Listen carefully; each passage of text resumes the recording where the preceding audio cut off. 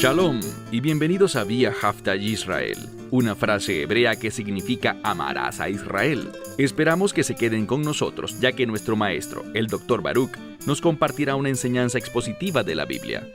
El Dr. Baruch es profesor titular del Instituto Zera Abraham, con sede en Israel. Aunque todos los cursos en el instituto se imparten en hebreo, el Dr. Baruch se complace en compartir esta enseñanza en inglés con doblaje al español. Para más información, visítenos en amarasaisrael.org o descargue nuestra aplicación móvil Mi Estudio Bíblico. Aquí está Baruch y la lección de hoy. Una de las formas en que la Biblia se refiere a los creyentes es con la palabra santo. Puede que esa palabra no tenga un gran significado para nosotros. Probablemente pensamos en una buena persona o algo por el estilo. Pero literalmente esa palabra, tanto en hebreo como en griego que se usa para santo, significa a alguien que tiene santidad. La pregunta entonces es, ¿cómo es engendrada la santidad en la vida de una persona? La palabra clave con respecto a la santidad es la verdad. En última instancia, la verdad es Yeshua el Mesías.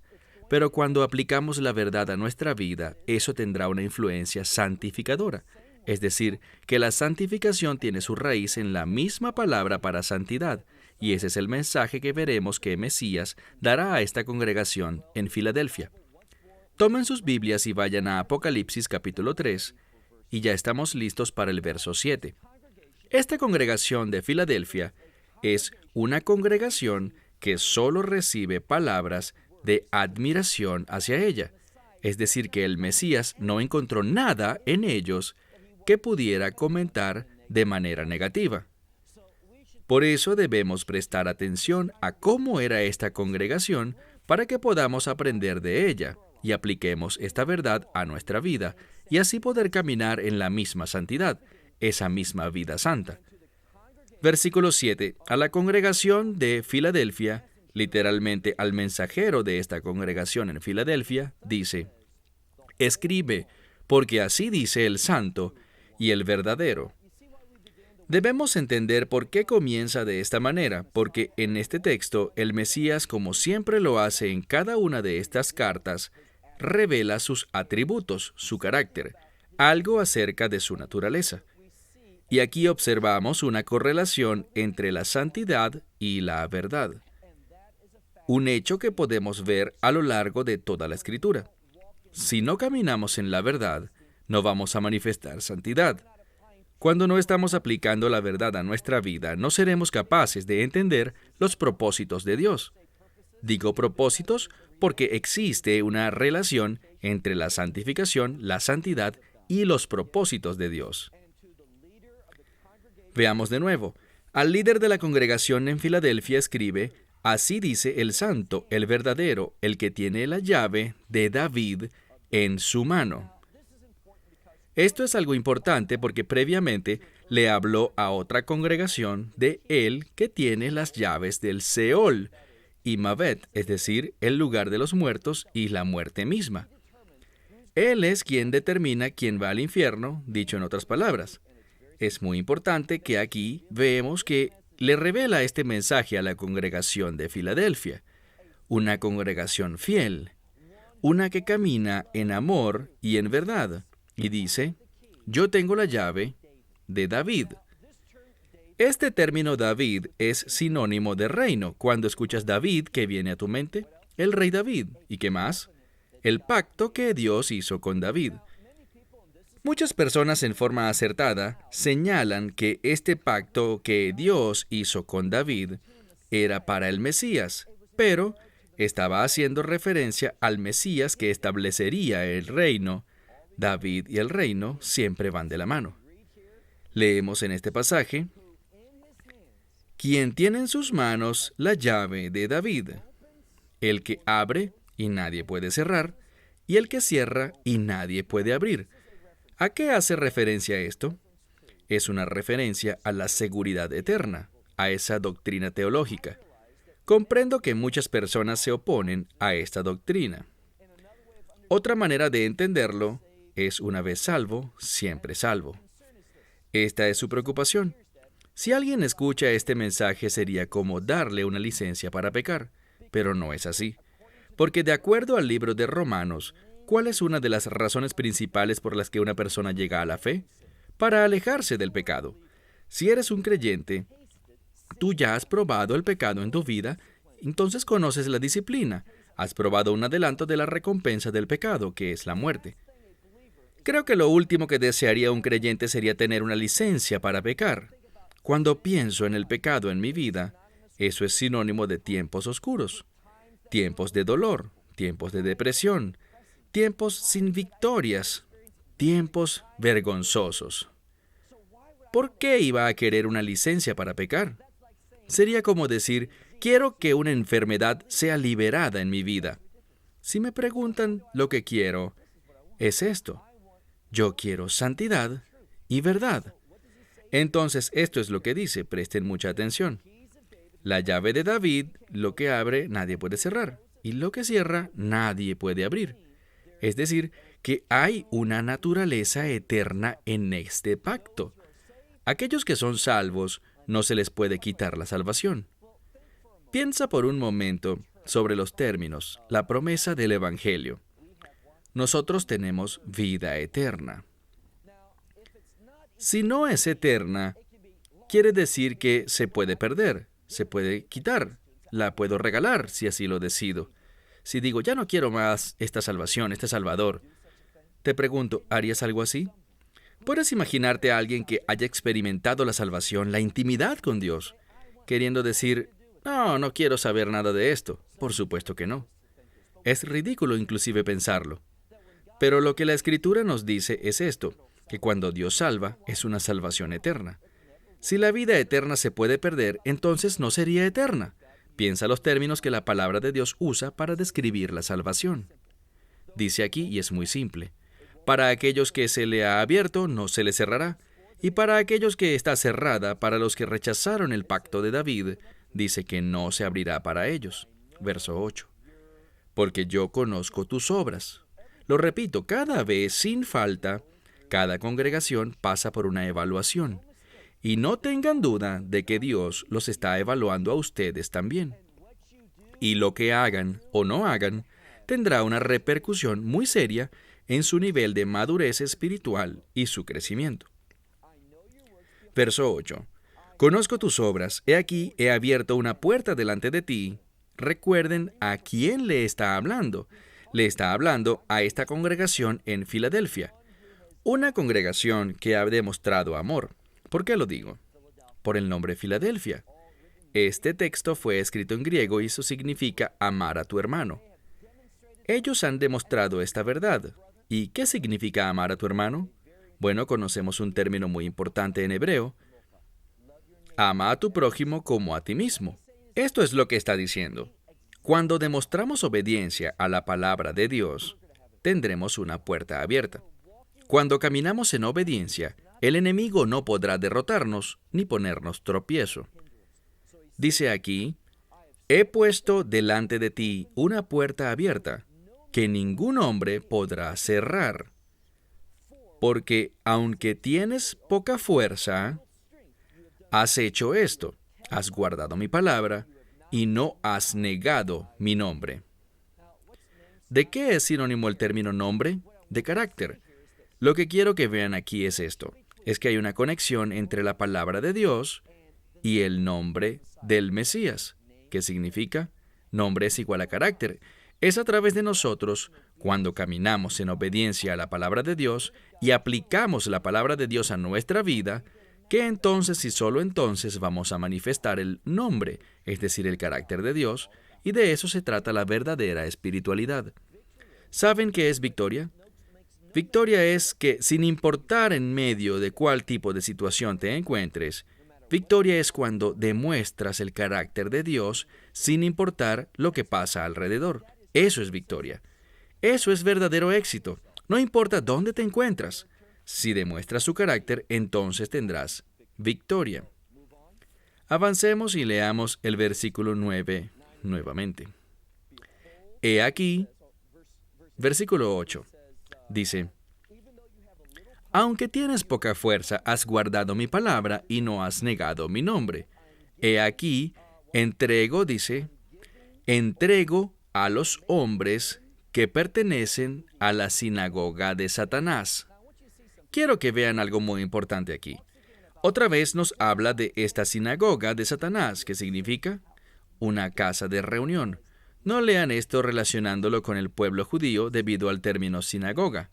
Ustedes pueden visitar Grecia hoy y encontrarán lugares antiguos llamados sinagogas, identificados así en su inscripción, y no tienen nada que ver con la adoración judía. Se trataba simplemente de un centro comunitario. Y aquí hablamos de cómo esta congregación, a pesar de que existía esa casa de reunión de Satanás, pudo vencerlos. Esa congregación tampoco permitió que el enemigo lograra tener influencia sobre ellos. Se mantuvieron fieles y caminaron en la verdad de Dios. Veamos de nuevo. Dice, «He aquí haré que las personas de la sinagoga de Satanás, que dicen ser judíos, pero ¿qué? Pero no lo son». ¿Qué significa? Los que dicen que están alabando a Dios, pero solo tratan de justificar su pecado, Él dice, pero no me alaban a mí, no están viviendo en obediencia a mí, porque dice que ellos son unos mentirosos. Otra vez, Mesías está hablando y tenemos un llamado a hablar la verdad en cada situación, a decir lo que está bien y lo que está mal. Si estás estudiando para convertirte en un rabino ortodoxo, una de las clases que debes tomar es una clase que trata con Asorim, Ru, Mutarim. Eso significa cosas prohibidas y cosas permitidas. Nosotros necesitamos conocer lo que es correcto y lo que está mal. De eso se trata la espiritualidad. Por tanto, esta congregación era agradable a Dios porque ellos hablaban la verdad en esta situación, sin preocuparse de cuál sería la respuesta pública. Les preocupaba saber más cuál sería la respuesta divina. Dice, he aquí, dice, yo voy a hacer algo. Dice, yo haré que esas personas vengan y se postren delante de ti. Esto es lo que quiere decir. Básicamente dice que esas personas que son mentirosas, que dicen adorar y alabar a Dios, dice que esas personas van a quedar debajo de tu autoridad. ¿De qué nos está hablando esto? Nos está hablando de gobierno, nos habla de cómo llegaremos a ser más que vencedores. De eso está hablando. Dice, ellos tendrán que postrarse bajo tus pies y ellos sabrán que yo te he amado a ti. Ahora, ¿por qué dice esto? Muy sencillo. Porque esta congregación, la cual Mesías ha encontrado digna de ser alabada, son los que están demostrando algo. ¿Qué es lo que esta gente sabrá? Ellos van a saber que Dios ha amado a esta congregación. ¿Y cómo lo hizo? A través del Mesías Yeshua. Y será debido a su triunfo en contra de los ataques y los propósitos de Satanás, será ese hecho el que hará que sean reconocidos por sus enemigos. Algunos interpretan esto diciendo que esto los llevará al arrepentimiento y adorarán al Dios verdadero, porque ellos verán el amor de Dios en la vida de esta congregación. Avancemos al verso 10. Dice, por causa de que has guardado la palabra con paciencia, con mi paciencia, y porque has hecho esto, yo también te guardaré de la hora del juicio que viene sobre el mundo entero.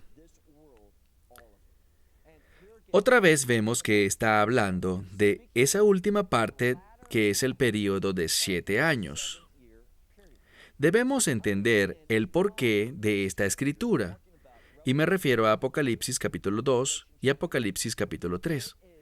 Es un mensaje del Mesías para que podamos entender su identidad, para que podamos entender su obra en nuestras vidas, para que podamos entender el llamado que nos ha entregado, para que podamos ser fieles en estos primeros 3 años y medio.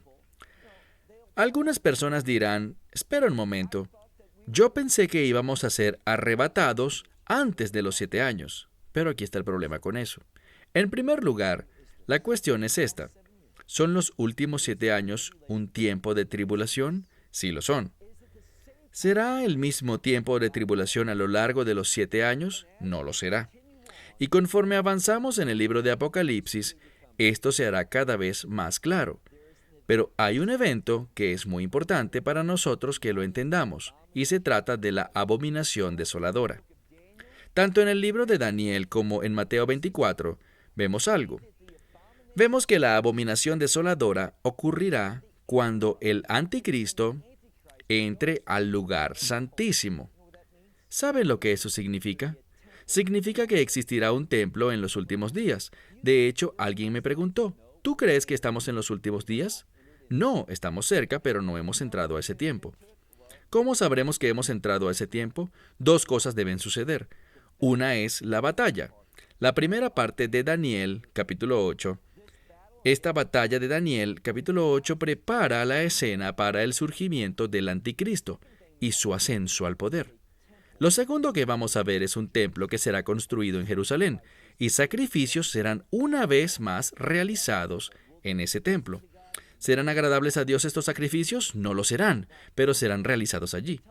Hay algo más que nos dice que a la mitad de ese tiempo habrá un pacto de 7 años, y a la mitad de ese tiempo el anticristo hará algo. Él entrará, y ustedes pueden leerlo en 2 de Tesalonicenses capítulo 2. Él va a entrar al lugar santísimo y cometerá lo que se conoce como la abominación desoladora. ¿Qué es eso? Es cuando proclamará ser Dios y ser santo por encima de todas las cosas que son santas. Y esto es lo que se conoce como la abominación desoladora. Y la Escritura dice en Tesalonicenses capítulo 2 que ese será el último evento que los creyentes verán. Poco después de eso, no sabemos si en cuestión de segundos, minutos, horas, días, semanas, pero poco después, el rapto ocurrirá. ¿Qué ocurrirá después del rapto? Bueno, la Biblia dice, Daniel capítulo 12 es uno de esos pasajes que podemos consultar. Vendrá el peor tiempo de persecución que el mundo haya conocido. Regresemos a esta escritura cuando dice en el verso 20, porque has guardado mi palabra con mi paciencia. Esa es probablemente una mejor manera de traducirlo. Yo te guardaré también de la hora del juicio que viene en el futuro sobre el mundo entero, para probar a aquellos que habitan en la tierra. Por favor, tomen nota de esta frase en el libro de Apocalipsis porque será importante conforme avanzamos. La frase, los habitantes de la tierra. En el libro de Apocalipsis existen dos tipos de personas, los que habitan la tierra y los que habitan en los cielos. Y les cuento un secreto, no tiene nada que ver con su ubicación física. Aquellos que habitan la tierra es una expresión que se refiere a aquellos que viven en los estándares del mundo. Aquellos que habitan en el cielo son los que viven de acuerdo a los principios del reino. Esa es la diferencia. Y esto es lo que vemos aquí, después del rapto, que será cuando Dios nos reúna a todos y el Mesías regrese en los cielos. Él reunirá a todos los creyentes, y todos los que se queden serán sin salvación. Habrá gente sin salvación de la casa de Israel y gente sin salvación de entre los gentiles. Habrá un remanente de ambos que llegará a la fe. Pero llegarán a la fe en medio de esas pruebas y tribulaciones. Aquellos que lleguen a la fe antes de la abominación desoladora, dice, nosotros, aquellos que amamos al Mesías, nos transformaremos, seremos tomados. ¿Qué dice el texto? Te guardaré de este tiempo futuro de juicio que vendrá sobre todos los habitantes de la tierra para probar a aquellos que son ¿qué? Que son los habitantes de la tierra. Veamos el verso 11. He aquí vengo pronto. Esta expresión vengo pronto está refiriéndose al rapto. Nos dice que debemos vivir con la expectativa de que las promesas de Dios que Él ha hecho a los creyentes se cumplirán. Veamos de nuevo el verso 11. He aquí vengo pronto, por tanto, fortalece lo que está contigo, para que nadie arrebate tu corona. Nuevamente una referencia a una corona.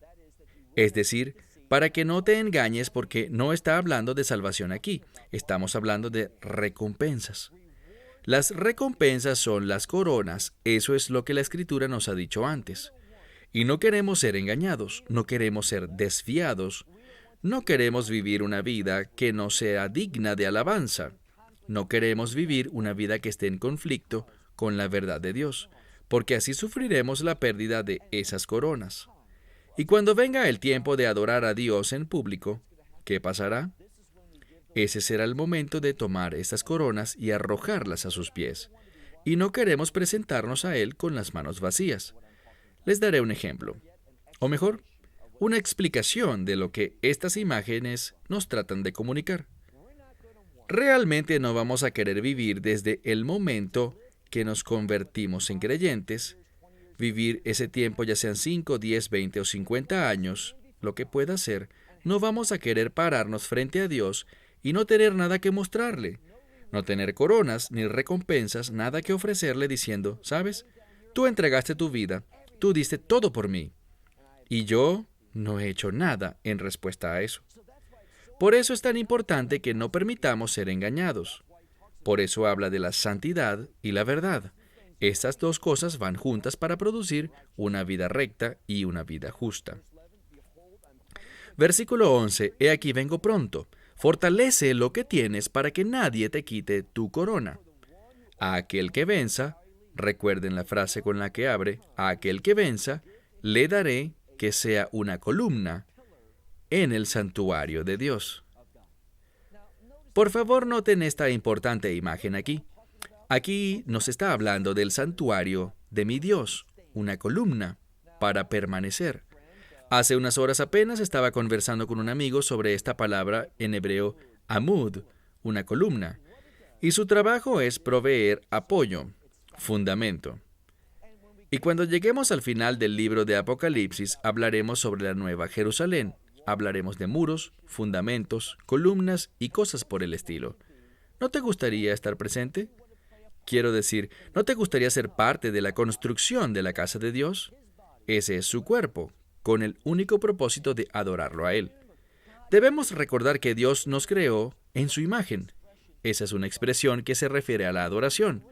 Lo que nos dice aquí es que debemos someternos a la verdad, que debemos obedecer la palabra de Dios para que podamos cumplir el propósito para el cual Dios nos creó, individuos que lo adoran, y que nosotros podamos ser el fundamento de esa adoración, que nosotros seamos la base de lo que se está ofreciendo a Dios en oración. Entonces dice aquí, aquel que venza, le haré que sea una columna en el santuario de mi Dios, y que nunca salga afuera. Es decir, que tendremos intimidad continua con Él. Escribiré sobre Él el nombre de mi Dios y el nombre de la ciudad de Dios, la Nueva Jerusalén. Insisto, esta nueva forma de Jerusalén es sinónimo de reino. ¿Qué va a hacer Él? Él escribirá el nombre de mi Dios y la ciudad de mi Dios, la Nueva Jerusalén. ¿Qué hay en la Nueva Jerusalén? Herencia. ¿Qué vamos a heredar? La voluntad, los propósitos de Dios. Y noten cómo habla de esta Nueva Jerusalén. Más adelante, una de las cosas que hace Juan es presentar términos de los cuales hablará más adelante, a veces en muchas ocasiones, para que podamos tener un entendimiento mayor de lo que está diciendo. Ya que hemos estudiado este libro antes, conocemos acerca de la Nueva Jerusalén. Ella es el resultado final de la palabra, los propósitos, los planes de Dios. Es el estado final del reino. Y lo que está diciéndole aquí a esta congregación, recuerden que es Filadelfia, la fiel, les está diciendo que tendrán escrito en ellos el nombre de Dios, es decir, que su carácter será el carácter de ellos. Y ellos van a habitar, quiere decir que ellos van a experimentar el cumplimiento de la voluntad de Dios en sus vidas. Allí está el beneficio, dice, escribiré el nombre de mi Dios y el nombre de la ciudad de mi Dios, la Nueva Jerusalén, que desciende del cielo, de mi Dios. ¿Saben qué me viene a la mente cuando oigo este verso? Pienso en Santiago, que dice que todo don perfecto y toda cosa buena desciende de Dios, que está en los cielos. Y así se identifica la Nueva Jerusalén. ¿Qué es lo que Dios quiere hacer? Él quiere proveer eso para nosotros. Y este es el estado eterno. ¿Y a quién le está revelando esto? A Filadelfia. Aquellos que han experimentado el amor de Dios y han respondido a esa experiencia amando a sus hermanos. Eso es lo que Filadelfia, el amor de hermanos, eso es lo que significa esa palabra. Finalmente dice, ¿y mi qué? Mi nuevo nombre. Es el Mesías quien está hablando aquí. Veamos el versículo otra vez que dice, y mi nuevo nombre. Estas personas que han sido fieles, que han experimentado el amor de Dios y han permitido que el amor de Dios los transforme, ellos entenderán el nuevo nombre del Mesías. ¿Qué significa? Su verdadera identidad. Cuando dice nuevo nombre, se refiere a una característica del reino. ¿Dónde vemos esto en las Escrituras? ¿Recuerdan cuando el Mesías se levantó de los muertos y le dijo a María que no lo tocara porque aún no había ascendido? Aquí nos está diciendo que es único, singular, después de la resurrección, y vamos a experimentar eso. Él lo ha prometido así. Verso 13. Aquel que tiene oídos que oiga, quiere decir que responda a lo que el Espíritu dice a las congregaciones. Recuerden el plural. Lo que quiero decir al terminar este mensaje es esto. ¿Realmente somos una congregación como Filadelfia? ¿Es eso lo que buscamos modelar en nuestras vidas? ¿Estamos caminando en ese tipo de obediencia? ¿Y cuál es la clave para la obediencia? Lo vimos aquí muchas veces en este mensaje. Es el amor. Entonces mi mensaje para ustedes es que expresen el amor de Dios que transforma tu vida y mi vida. Bueno, vamos a terminar con esto. Hasta la próxima semana. Esperamos que te hayas edificado con el mensaje de hoy y lo compartas con otros. Te invitamos a seguir nuestros estudios cada semana por este canal y por el portal de YouTube de Amarás a Israel. También puedes descargar nuestra aplicación móvil gratuita, Mi Estudio Bíblico.